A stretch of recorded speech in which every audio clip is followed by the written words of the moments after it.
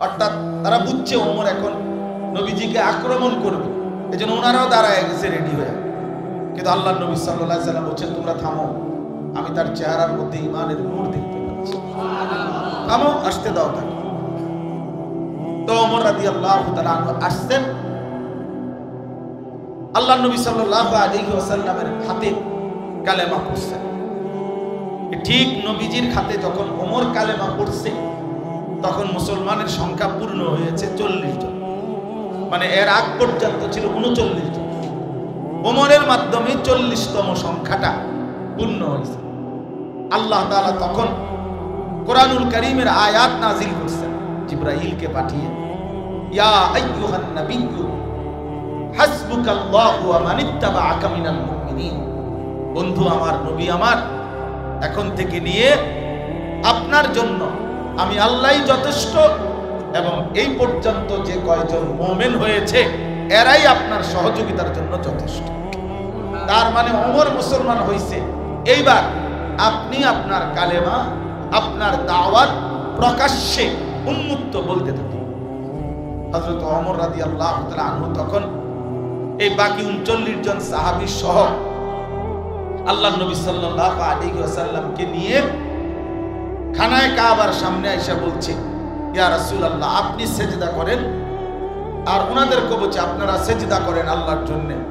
আর ওমর রাদিয়াল্লাহু তাআলা একা তরবারি তুলে, মক্কার কুরাইশরা তো আগেই দাঁড়ায় আছে, তো তাদেরকে বলছে, যদি কেউ তার মায়ের বুক খালি করতে চাও তা একটা কোপ দিয়ে ফালাই দেব, আর কেউ হিম্মত করে না। হযরত জিবরাইল আলাইহিস সালাম আসছেন। আয়েশা তখন বলছে, ইয়া রাসূলুল্লাহ, লাকাদ ইস্তাবশারা আহলুস সামাই ইসলামি ওমর। ইয়া রাসূলুল্লাহ, গোটা আসমানের সব ফেরেশতারা, 7 আসমানের কোটি কোটি ফেরেশতা এই মুহূর্তে আপনার ওমরের কালেমা শুনে, ইসলাম দেখে গোটা আসমানে ওনারা খুশিতে তাকবীর ধ্বনি দিয়েছে। গোটা আসমানবাসী ফেরেশতারা খুশিতে আনন্দে উদ্বেলিত হয়ে গেছে। তাইলে আল্লাহ তাআলা যাকে চায়, আল্লাহু ইয়াজদাবি ইলাইহি মান ইয়াশা। এজন্য প্রিয় বন্ধু, আল্লাহ তাআলা চাইলে মানুষ বদলে, আল্লাহ তাআলা আমূল বদলায় দেয়, আমূল পরিবর্তন করে দেয়, জিন্দেগি গড়ে দেয়, সাজিয়ে দেয়, পরিবর্তন করে দেয়। আবার আল্লাহ তাআলার আরেকটা নিয়ম, ওই পরের অংশ আয়াতের, ওয়াহদি ইলাইহি মান ইউনিব। আল্লাহ তাআলা বলেন, এক তো হলো কাউকে কাউকে আল্লাহ ইচ্ছে করে একেবারে গুনাহ নাফরমানির অবস্থা থেকেই ইউটার্ন করে আল্লাহ তাকে ঈমানওয়ালা আমলওয়ালা বানায় দেয়। এটা আল্লাহর একটা বহুত বড় মেহেরবানি। আর আরেকটা হলো আল্লাহ তাআলা বলেন, মান ইউনিব, যে আমি আল্লাহর দিকে ঝুঁকে আসে, আমি আল্লাহ, সে আসে যেদূর, তার চাইতে বেশি এগিয়ে আমি তাকে হেদায়েত দিয়ে দিই। এই হলো দ্বিতীয় তরফ। অর্থাৎ বান্দা যদি কিছুটা আগায়, আমি ভালো হতে চাই, আমি চরিত্রবান হতে চাই, আমি জীবনটা নষ্ট করতে চাই না, আমি আখিরাতকে পেতে চাই, আল্লাহ আমি আপনাকে চাই, এই একটু মানসিকতা তার ভিতরে আসছে, এখন সে সিদ্ধান্ত নিছে আল্লাহর রাস্তায় একটু আগাবে, ভালো হওয়ার একটু ফিকির করবে। তো আল্লাহ তাআলা বলেন, এমন দিল থেকে বান্দার মধ্যে যদি আমি দেখি যে আসলেই সে আমি আল্লাহর দিকে ঝুঁকছে, বাস্তবিক অর্থে সে আমার দিকে আসতে চাচ্ছে, আল্লাহর কসম আল্লাহ বলে আমি তাকে তার চাইতে এগিয়ে হেদায়েত দিয়ে থাকি। তাহলে দুই তর্জ, এক হলো কাউকে আল্লাহ তাআলা চাইলে একদম পুরা ইউটার্ন করে মন্দ রাস্তা থেকে কল্যাণের পথে নিয়ে আসেন, আর কাউকে আল্লাহ তাআলা, বান্দা যদি একটু ঝুঁকে আগায়, তো আল্লাহ তাআলা তার চাইতে বেশি এগিয়ে তাকে হেদায়েত দিয়ে থাকে। হাদিসে কুদসিতে আছে, আল্লাহ তাআলা বলেন, ইয়া ইবনা আদম কুম ইলাইয়া আমশি ইলাইকা। হে বনি আদম, তুমি আমার জন্য দাঁড়াও, আমি তোমার জন্য হাঁটব। তুমি দাঁড়াইলে আমি আল্লাহ হাঁটব। ওয়ামশি ইলাইয়া উহারবিলু ইলাইকা। আল্লাহ তাআলা বলেন যে হে আমার বান্দা, তুমি আমার জন্য হাঁটো, আমি আল্লাহ তোমার জন্য দৌড়ব। মানে তুমি যে দূর আমি তার চাইতে বেশি, আমি তার চাইতে বেশি। তুমি 1 বিঘত আসবা, আমি 1 হাত আসবো। তুমি 1 হাত আসবা, আমি 2 হাত আসবো। তুমি হাঁটতে হাঁটতে আসবা, আমি আল্লাহ তাআলা তাইতুকা হারবালাতান, আমি আল্লাহ তাআলা তোমার দিকে রহমত নিয়ে মাগফিরাত নিয়ে দৌড়তে দৌড়তে আসবো। এই জন্য প্রিয় ভাই, আল্লাহ তাআলা চাইলে মানুষ পরিবর্তন হয়। ওয়ালাউলা ফাদলুল্লাহি আলাইকুম ওয়া রাহমাতুহু মা যাকা মিনকুম মিন আহাদিন আবাদা। আল্লাহর দয়া, আল্লাহর ফজল, অনুগ্রহ না হলে কেউ নিজেই নিজেকে পরিবর্তন করতে পারে না। ওয়ালাকিন্নাল্লাহা ইউযাক্কি মান ইয়াশা। এই আয়াতের দ্বিতীয় অংশ হলো আল্লাহ তাআলা বলেন যে আল্লাহই যাকে চান তিনি তাকে পরিশুদ্ধ করেন, পবিত্র করেন। তিনি তার জিন্দেগি, দিল, আত্মা, ভেতর বাহির আল্লাহই তাকে পুত পবিত্র সৌন্দর্যময় আল্লাহই করে দেন, আল্লাহই করে দেন, আল্লাহই করে দেন। ওয়ালাকিন্নাল্লাহা ইউযাক্কি মান ইয়াশা। আল্লাহ যাকে চান তাকে তিনি পবিত্র করেন। তাহলে এখানে একটা মৌলিক কথা এটা মনে রাখতে হবে যে কেউ যদি আমরা মনে করি, ছেলেরা তোমরাও যদি মনে করো আমি নিজে নিজে ভালো হয়ে যাব, হবে না। বরং কার দয়া লাগবে? আল্লাহ তাআলার দয়া লাগবে, আল্লাহ তাআলার রহম লাগবে, আল্লাহ তাআলার মেহেরবানি লাগবে। আর আল্লাহ নিজেই বলছেন আমি যাকে চাই তাকে আমি পবিত্র করে থাকি, তাকে আমি চরিত্রবান বানিয়ে থাকি, তাকে আমি উত্তম আখলাকওয়ালা বানিয়ে থাকি। আমি আল্লাহই তার দিল সুন্দর করে দেই। এখন আমি যেই প্রথম আয়াতটা পড়ছি খুতবার মধ্যে, সূরা আলে ইমরানের 164 নম্বর আয়াত, আল্লাহ তাআলা বলছেন এই যে আল্লাহ ফয়সালা নিছে, কথাটা খেয়াল করেন। আল্লাহ তাআলা যে ফয়সালা নিছে যে আমি পবিত্র করে থাকি, এখন সেই পবিত্র করাটা আল্লাহই করবেন। তো সেইটার জন্য আল্লাহ তাআলা কার্যকর যেই ব্যবস্থাটা রেখেছেন সেইটা হলো আল্লাহ তাআলা বলেন আমি আমার এই ঈমানদার বান্দাদের জন্য আমার সর্বশ্রেষ্ঠ রাসূল, আমার আখিরি বন্ধু, আমার প্রিয় নবী সাল্লাল্লাহু আলাইহি ওয়াসাল্লাম তাকে পাঠিয়েছি। লাকাদ মান্নাল্লাহু আলাল মুমিনিন। আল্লাহ তাআলা বলেন মুমিনদের উপরে আল্লাহ তাআলা সবচেয়ে বড় দয়া করেছেন। কি দয়া? এক ঈমানদারের উপরে, এক মুসলমানের উপরে। এই যে আমরা এখানে মুসলমান, আমরা ঈমানদার ভাই, আমাদের উপরে আল্লাহর সবচেয়ে বড় দয়া কি? জীবনের সবচেয়ে বড় পাওয়া আমাদের কি? আল্লাহ তাআলা বলেন মুমিনের জন্য জীবনে আমি আল্লাহর সবচেয়ে বড় দয়া হলো আমার আখিরি রাসূল, আমার কলিজার টুকরা, আমার সবচেয়ে প্রিয় বন্ধু, আমার হাবিব, আমার দোস্ত নবী মুহাম্মদ সাল্লাল্লাহু আলাইহি ওয়াসাল্লাম, তাদেরকেই আমি আমার এই ঈমানদার বান্দাদের জন্য দিয়ে দিলাম। এটাই হলো আমি আল্লাহর সবচেয়ে বড় দয়া। এটা দয়া, আল্লাহর সবচেয়ে বড় দান যে আমরা নবীকে পেলাম, আমরা প্রিয় নবী সাল্লাল্লাহু আলাইহি ওয়াসাল্লামকে পেলাম, শ্রেষ্ঠতম রাসূলকে পেলাম, এমন একজন নবীকে পেলাম যার সব কিছু সুন্দর, যার সব কিছু শ্রেষ্ঠ, তার সব সুন্দর, সব সুন্দর। তিনি হাসলেও সুন্দর, তিনি কাঁদলেও সুন্দর, তিনি কথা বললেও সুন্দর, তিনি চুপ থাকলেও সুন্দর, তিনি হাঁটলেও সুন্দর, তিনি স্থির দাঁড়িয়ে থাকলেও সুন্দর, তিনি সুন্দর, সবচেয়ে সুন্দর। ওয়া আহসানু মিনকা লাম তারা কাত্তু আইনি ওয়া আজমালু মিনকা লাম তালিদিন নিসাউ। নবী সাল্লাল্লাহু আলাইহি সাল্লামের সাহাবী হযরত হাসান ইবনে সাবিত বলছে যে আয় নবী, আপনার চাইতে সুন্দর আমি এই 2 নয়নে আর কাউকে দেখিনি। আপনার চাইতে সুন্দর কাউকে কোনো মা জন্মই দেয় নাই, প্রসবই করে নাই, এমন সুন্দর। তাহলে তিনি সবচেয়ে সুন্দর, আবার তিনি সর্বশ্রেষ্ঠ, সব গুণে তিনি শ্রেষ্ঠ। জীবনের যত কিছু কল্পনা করা যায় মানুষের জীবনে, সমস্ত গুণে তিনি শ্রেষ্ঠ। বন্ধুর কাছেও শ্রেষ্ঠ, দুশ্মনের কাছেও শ্রেষ্ঠ। অর্থাৎ এই 1450 বছর ধরে আল্লাহ নবী সাল্লাল্লাহু আলাইহি ওয়াসাল্লামকে অসংখ্য অগণিত কোটি কোটি মুমিন নবীজির জীবন পরীক্ষা করছে, বিশ্লেষণ করছে, তাদের কাছেও নবীজি সর্বশ্রেষ্ঠ। আবার এই 1450 বছর ধরে কত কাফের, বেঈমান, মুশরিক, নাস্তিক, মুরতাদ, কত বিধর্মী, গবেষক, পণ্ডিত, দার্শনিক, বুদ্ধিজীবী, কাফের তারা, কিন্তু তারা আমাদের নবী সাল্লাল্লাহু আলাইহি সাল্লামকে নিয়ে গবেষণা করেছে। তাদের কাছেও তিনি সর্বশ্রেষ্ঠ। এজন্য তিনি বন্ধুর কাছেও শ্রেষ্ঠ, দুশ্মনের কাছেও শ্রেষ্ঠ, আপনজনের কাছেও শ্রেষ্ঠ, পরের জনের কাছেও শ্রেষ্ঠ। তিনি সবার কাছেই তিনি সর্বশ্রেষ্ঠ। আল্লাহ তাআলা বলেন, এই সর্বশ্রেষ্ঠ রাসূল আমি তোমাদেরকে দিলাম, এটাই হলো আমার সবচেয়ে বড় দয়া, সবচেয়ে বড় ইহসান। এখন কেন দিলাম? আল্লাহ তাআলা বলেন, তিনটা উদ্দেশ্যে দিলাম। এক, ইয়াতলু আলাইহিম আয়াতিহি, আমার কালাম, আমার কোরআন আমার বান্দাদের সামনে তেলাওয়াত করবে, শোনাবে, শিখাবে। কোরআন তেলাওয়াত করবে, কোরআন শিখাবে, কোরআনের তেলাওয়াত উচ্চারণ করাবে, বিশুদ্ধ তেলাওয়াত করাবে।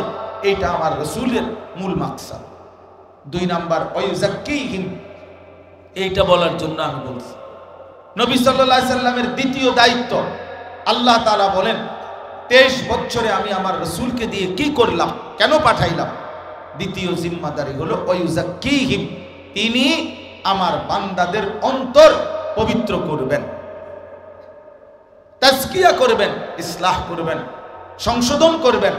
আমার বান্দাদের অন্তর থেকে সমস্ত মন্দ আখলাক, সমস্ত মন্দ স্বভাব দূরীভূত করে উত্তম স্বভাব দ্বারা সুসজ্জিত করে দিবেন, আখলাক দ্বারা সাজিয়ে দিবেন, জিন্দেগির দিলটা পরিশুদ্ধ করে দিবেন।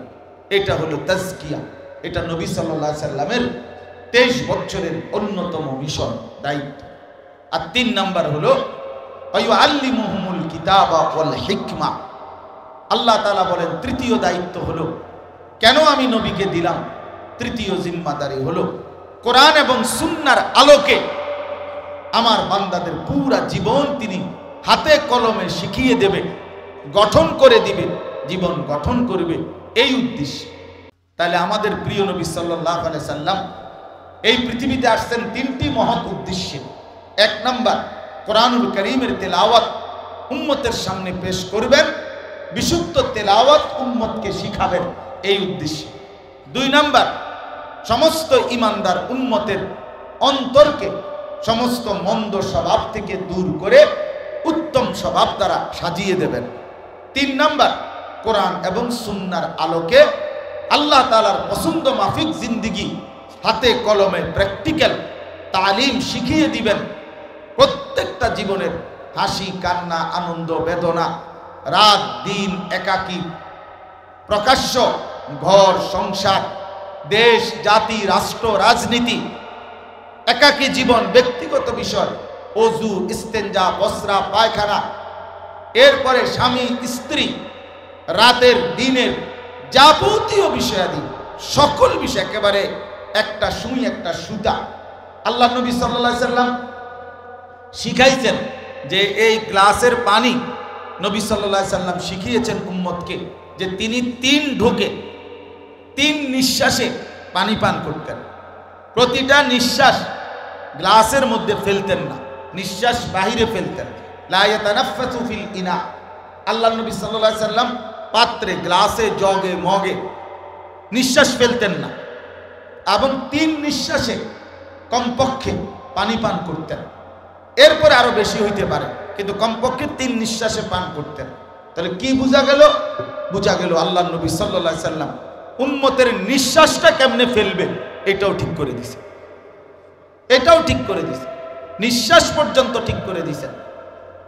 ঘর বাহির, ওযু, ইস্তেঞ্জা, টয়লেট, বাথরুম, পেশাব, পায়খানা, রাত দিন, একাকী, প্রকাশ্য, জীবনের সকল অঙ্গনে, জীবনের প্রতিটা পদক্ষেপে, একেবারে আদনা থেকে আদনা, ছোট থেকে ছোট, বড় থেকে বড়, সব ব্যাপারে, সব বিষয়ে তিনি সর্বোচ্চ সুমহান আদর্শ কোরআন সুন্নাহর আলোকে আল্লাহ তাআলা কি চাচ্ছেন, জান্নাতের উপযোগীটা কেমন হইলে হবে, আখিরাতের মুক্তি কিভাবে মিলবে, ডান হাতে আমলনামা কিভাবে আসবে, ফুল সিরাত কিভাবে বিদ্যুতের মতো পার হবে, অর্থাৎ আখিরাত এবং জান্নাতের উপযোগী আল্লাহ যা চাইছেন তার শতভাগ প্র্যাকটিক্যাল আল্লাহর নবী সাল্লাল্লাহু আলাইহি সাল্লাম সাহাবায়ে কেরামের মাধ্যমে উনাদের কাছে নবী সাল্লাল্লাহু আলাইহি সাল্লাম শিখিয়ে দিয়েছেন।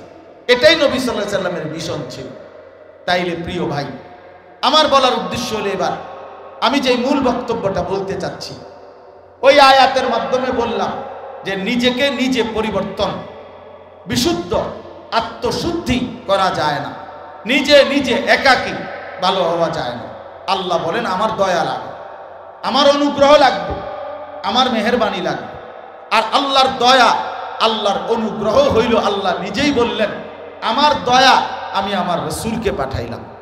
তাহলে আমার রসুলকে দিয়ে ওই যেই উদ্দেশ্য তাজকিয়া, অন্তর পরিশুদ্ধ করা, আত্মা বিশুদ্ধ করা, এটা আমি আল্লাহ আমার বন্ধুকে দিয়ে করাইলাম। তাইলে এখন আমাদের দায়িত্ব কি? আমাদের দায়িত্ব হলো দুইটা কথা। এক নাম্বার কথা হলো আত্মশুদ্ধি বাস্তবিক অর্থে আমাদের প্রত্যেকের জন্য ফরজে আইন, অর্থাৎ নিজের অন্তরকে মন্দ স্বভাব থেকে পবিত্র করা, উত্তম স্বভাব দ্বারা সজ্জিত করা নিজেকে মুসলমান হিসাবে, এটা আমাদের জন্য বাধ্যতামূলক দায়িত্ব। এটা খামখেয়ালি বিষয় না, খামখেয়ালি বিষয় না। লোকের সামনে অথবা কখনো কখনো কারো সামনে একটু ভদ্রতা দেখাইলাম, একটু সুন্দর দুইটার বাক্য বললাম, এটাকে আখলাক বলে না, এটাকে আখলাক বলে না ভাই, আখলাক বলে না। আঙ্কেলের সামনে আপনি, ভাই তোমার অসুবিধা হলে চেয়ারে বসো, চেয়ার নাও, আছে চেয়ার আছে তো নেও, সমস্যা নাই, চেয়ার নাও। তুমি বারবার মাথা উঠাইলে অন্যদের কষ্ট হয়, আর নয়তো এমনি বসো আসন ধরে, যেমনি সুবিধা হয়। তো এই জন্য বললাম যে এটা জরুরি, এটা আমার দায়িত্ব।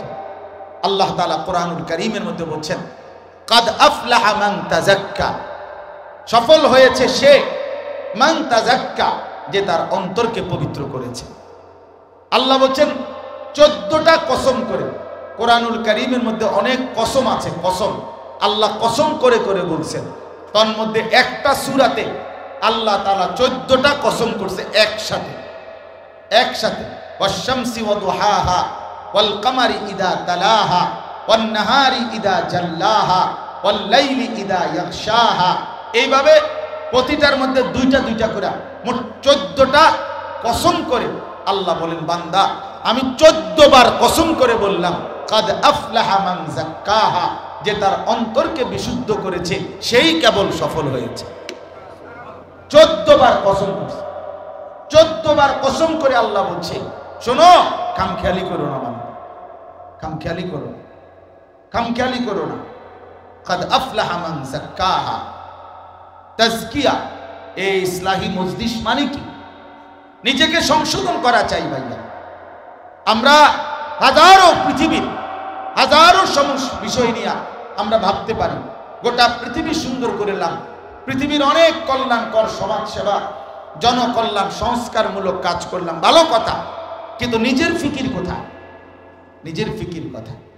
তুমি তো সেই সকাল থেকে রাত 12টা পর্যন্ত তুমি নওজোয়ান অসংখ্য গরিব দুঃখী মানুষকে মনে করো আজকের দিনে ত্রাণ দিলা, সহযোগিতা করলা, কিন্তু যদি জোহরের নামাজ না পড়ে থাকো এটা কি করলা?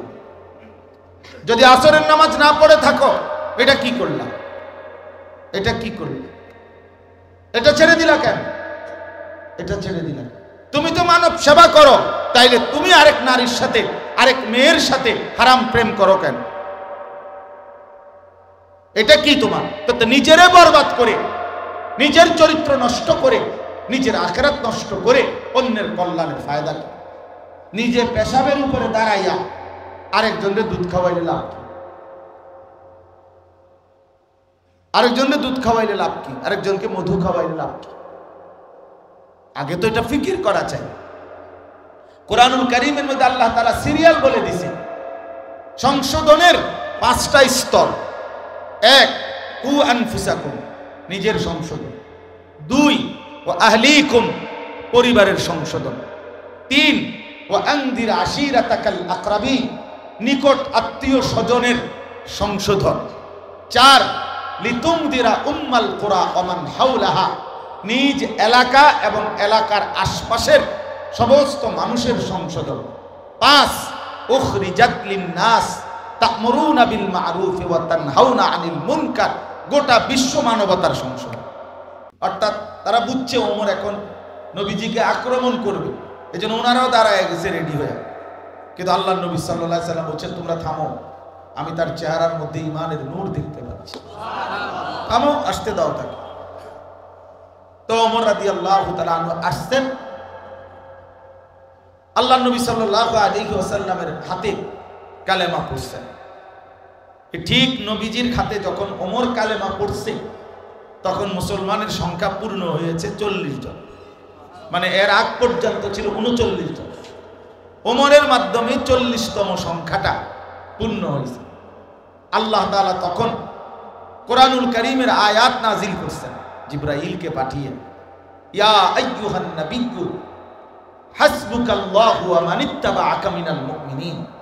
বন্ধু আমার, নবী আমার, এখন থেকে নিয়ে আপনার জন্য আমি আল্লাহই যথেষ্ট, এবং এই পর্যন্ত যে কয়জন মুমিন হয়েছে এরাই আপনার সহযোগিতার জন্য যথেষ্ট। তার মানে ওমর মুসলমান হয়েছে। এইবার আপনি আপনার কালেমা, আপনার দাওয়াত প্রকাশ্যে উন্মুক্ত বলতে থাকুন। হযরত ওমর রাদিয়াল্লাহু তাআলা আনহু তখন এই বাকি 39 জন সাহাবী সহ আল্লাহর নবী সাল্লাল্লাহু আলাইহি ওয়াসাল্লামকে নিয়ে খানায়ে কাবার সামনে আইসা বলছে, ইয়া রাসূলুল্লাহ, আপনি সেজদা করেন, আর ওনাদেরকে বলছে আপনারা সেজদা করেন আল্লাহর জন্য। আর ওমর রাদিয়াল্লাহু তাআলা একা তরবারি তুলে, মক্কার কুরাইশরা তো আগেই দাঁড়ায় আছে, তো তাদেরকে বলছে যদি কেউ তার মায়ের বুক খালি করতে চাও তা একটা কূপ দিয়ে ফালাই দেবা। আর কেউ হিম্মত করে। হযরত জিবরাইল আলাইহিস সালাম আসছেন, আয়েশা তখন বলছে, ইয়া রাসূলুল্লাহ, লাকাদ ইস্তাবশারা আহলুস সামাই ইসলামি ওমর। ইয়া রাসূলুল্লাহ, গোটা আসমানের সব ফেরেশতারা, 7 আসমানের কোটি কোটি ফেরেশতা এই মুহূর্তে আপনার ওমরের কালেমা শুনে, ইসলাম দেখে গোটা আসমানে ওনারা খুশিতে তাকবীর ধ্বনি দিয়েছে। গোটা আসমানবাসী ফেরেশতারা খুশিতে আনন্দে উদ্বেলিত হয়ে গেছে। তাইলে আল্লাহ তাআলা যাকে চায় আল্লাহু ইয়াজদাবি ইলাইহি মান ইয়াশা। এজন্য প্রিয় বন্ধু, আল্লাহ তাআলা চাইলে মানুষ বদলে, আল্লাহ তাআলা আমূল বদলায় দেয়, আমূল পরিবর্তন করে দেয়, জিন্দেগি গড়ে দেয়, সাজিয়ে দেয়, পরিবর্তন করে দেয়।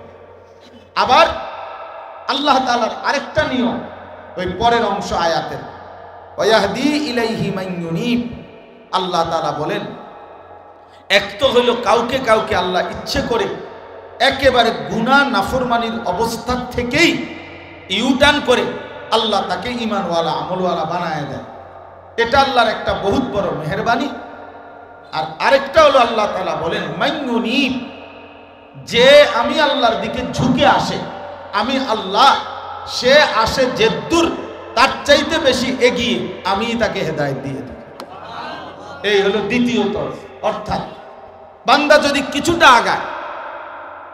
আগায়, আমি ভালো হতে চাই, আমি চরিত্রবান হতে চাই, আমি জীবনটা নষ্ট করতে চাই না, আমি আখিরাতকে পেতে চাই, আল্লাহ আমি আপনাকে চাই, এই একটু মানসিকতা তার ভিতরে আসছে। এখন সে সিদ্ধান্ত নিছে আল্লাহর রাস্তায় একটু আগাবে, ভালো হওয়ার একটু ফিকির করবে। তো আল্লাহ তাআলা বলেন, এমন দিল থেকে বান্দার মধ্যে যদি আমি দেখি যে আসলেই সে আমি আল্লাহর দিকে ঝুঁকছে, বাস্তবিক অর্থে সে আমার দিকে আসতে চাচ্ছে, আল্লাহর কসম আল্লাহ বলে আমি তাকে তার চাইতে এগিয়ে হেদায়েত দিয়ে থাকি। তাহলে দুই তরফ। এক হলো কাউকে আল্লাহ তাআলা চাইলে একদম পুরা ইউটার্ন করে মন্দ রাস্তা থেকে কল্যাণের পথে নিয়ে আসেন। আর কাউকে আল্লাহ তাআলা, বান্দা যদি একটু ঝুঁকে আগায়, তো আল্লাহ তাআলা তার চাইতে বেশি এগিয়ে তাকে হেদায়েত দিয়ে থাকে। হাদিসে কুদসিতে আছে, আল্লাহ তাআলা বলেন, ইয়া আদম কুম ইলাইয়া আমশি ইলাইকা। হে বনি আদম, তুমি আমার জন্য দাঁড়াও, আমি তোমার জন্য হাঁটব। তুমি দাঁড়াইলে আমি আল্লাহ হাঁটব। ওয়ামশি ইলাইয়া উহারবিলু ইলাইকা। আল্লাহ তাআলা বলেন যে হে আমার বান্দা, তুমি আমার জন্য হাঁটো, আমি আল্লাহ তোমার জন্য দৌড়ব। মানে তুমি যে দূর, আমি তার চাইতে বেশি, আমি তার চাইতে বেশি। তুমি 1 বিগত আসবা, আমি 1 হাত আসবো। তুমি 1 হাত আসবা, আমি 2 হাত আসবো।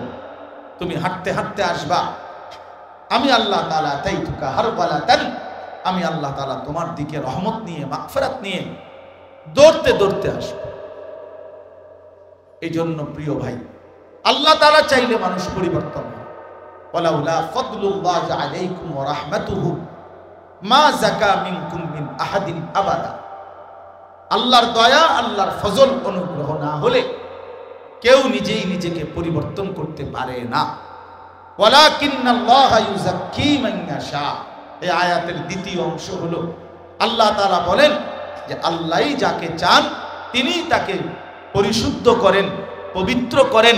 তিনি তার জিন্দেগি, দিল, আত্মা, ভেতর বাহির আল্লাহই তাকে পুত পবিত্র সৌন্দর্যময় আল্লাহই করে দেন, আল্লাহই করে দেন, আল্লাহই করে দেন। ওয়ালাকিন্নাল্লাহা ইউযাক্কি মান ইয়াশা। আল্লাহ যাকে চান তাকে তিনি পবিত্র করেন। তাহলে এখানে একটা মৌলিক কথা এটা মনে রাখতে হবে যে কেউ যদি আমরা মনে করি, ছেলেরা তোমরাও যদি মনে করো আমি নিজে নিজে ভালো হয়ে যাব, হবে না। বরং কার দয়া লাগবে? আল্লাহ তাআলার দয়া লাগবে, আল্লাহ তাআলার রহম লাগবে, আল্লাহ তাআলার মেহেরবানি লাগবে। আর আল্লাহ নিজেই বলছেন আমি যাকে চাই তাকে আমি পবিত্র করে থাকি, তাকে আমি চরিত্রবান বানিয়ে থাকি, তাকে আমি উত্তম আখলাকওয়ালা বানিয়ে থাকি। আমি আল্লাহই তার দিল সুন্দর করে দেই।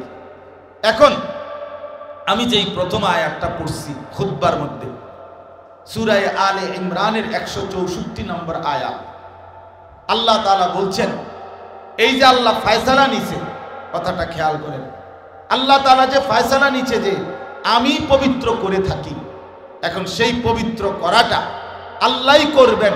তো সেইটার জন্য আল্লাহ তাআলা কার্যকর যেই ব্যবস্থাটা রেখেছেন সেইটা হলো আল্লাহ তাআলা বলেন আমি আমার এই ঈমানদার বান্দাদের জন্য আমার সর্বশ্রেষ্ঠ রাসূল, আমার আখিরি বন্ধু, আমার প্রিয় নবী সাল্লাল্লাহু আলাইহি ওয়াসাল্লাম তাকে পাঠিয়েছি।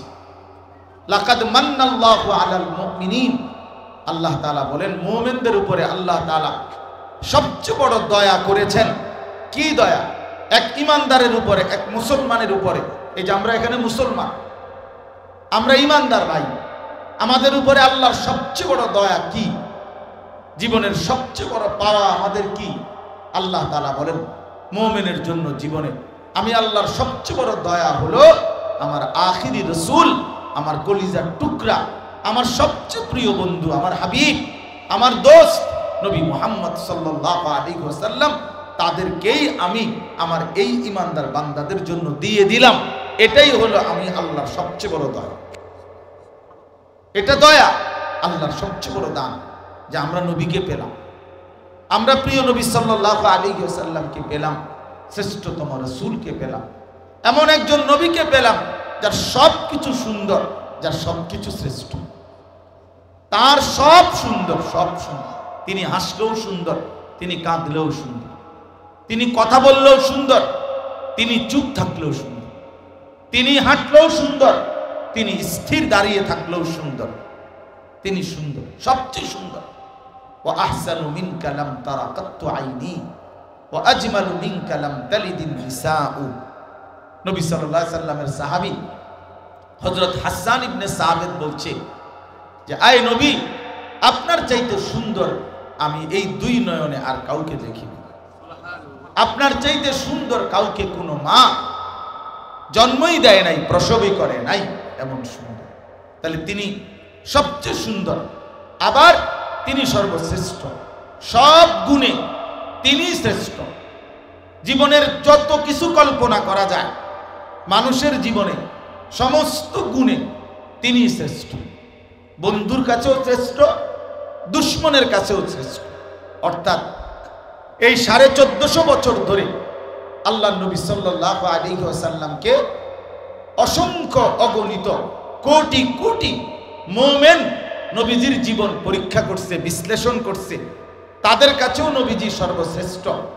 আবার এই 1450 বছর ধরে কত কাফের, বেঈমান, মুশরিক, নাস্তিক, মুরতাদ, কত বিধর্মী, গবেষক, পণ্ডিত, দার্শনিক, বুদ্ধিজীবী কাফের তারা, কিন্তু তারা আমাদের নবী সাল্লাল্লাহু আলাইহি সাল্লামকে নিয়ে গবেষণা করেছে, তাদের কাছেও তিনি সর্বশ্রেষ্ঠ। এজন্য তিনি বন্ধুর কাছেও শ্রেষ্ঠ, দুশ্মনের কাছেও শ্রেষ্ঠ। আপনজনের কাছেও শ্রেষ্ঠ, পরের জনের কাছেও শ্রেষ্ঠ, তিনি সবার কাছেই তিনি সর্বশ্রেষ্ঠ। আল্লাহ তাআলা বলেন, এই সর্বশ্রেষ্ঠ রাসূল আমি তোমাদেরকে দিলাম, এটাই হলো আমার সবচেয়ে বড় দয়া, সবচেয়ে বড় ইহসান। এখন কেন দিলাম? আল্লাহ তাআলা বলেন, তিনটা উদ্দেশ্যে দিলাম। এক, ইয়াতলু আলাইহিম আয়াতিহি, আমার কালাম, আমার কোরআন আমার বান্দাদের সামনে তেলাওয়াত করবে, শোনাবে, শিখাবে। কোরআন তেলাওয়াত করবে, কোরআন শিখাবে, কোরআনের তেলাওয়াত উচ্চারণ করাবে, বিশুদ্ধ তেলাওয়াত করাবে। এইটা আমার রাসূলের মূল মাকসাদ। দুই নাম্বার, ওয়ায়ুযাক্কিহিম, এইটা বলার জন্য আমি বলছি। নবী সাল্লাল্লাহু আলাইহি সাল্লামের দ্বিতীয় দায়িত্ব, আল্লাহ তাআলা বলেন 23 বছরে আমি আমার রাসূলকে দিয়ে কি করলাম, কেন পাঠাইলাম? দ্বিতীয় জিম্মাদারি হলো ওয়ায়ুযাক্কিহিম, তিনি আমার বান্দাদের অন্তর পবিত্র করবেন, তাজকিয়া করবেন, ইসলাহ করবেন, সংশোধন করবেন। আমার বান্দাদের অন্তর থেকে সমস্ত মন্দ আখলাক, সমস্ত মন্দ স্বভাব দূরীভূত করে উত্তম স্বভাব দ্বারা সুসজ্জিত করে দিবেন, আখলাক দ্বারা সাজিয়ে দিবেন, জিন্দেগির দিলটা পরিশুদ্ধ করে দিবেন। এটা হলো তাজকিয়া। এটা নবী সাল্লাল্লাহু আলাইহি সাল্লামের 23 বছরের অন্যতম মিশন, দায়িত্ব। আর 3 নাম্বার হলো ওয়ায়ুআল্লিমুহুমুল কিতাবা ওয়াল হিকমা। আল্লাহ তাআলা বলেন, তৃতীয় দায়িত্ব হলো, কেন আমি নবীকে দিলাম? তৃতীয় জিম্মাদারি হলো কোরআন এবং সুন্নাহর আলোকে আমার বান্দাদের পুরা জীবন তিনি হাতে কলমে শিখিয়ে দেবে, গঠন করে দিবে, জীবন গঠন করবে, এই উদ্দেশ্যে।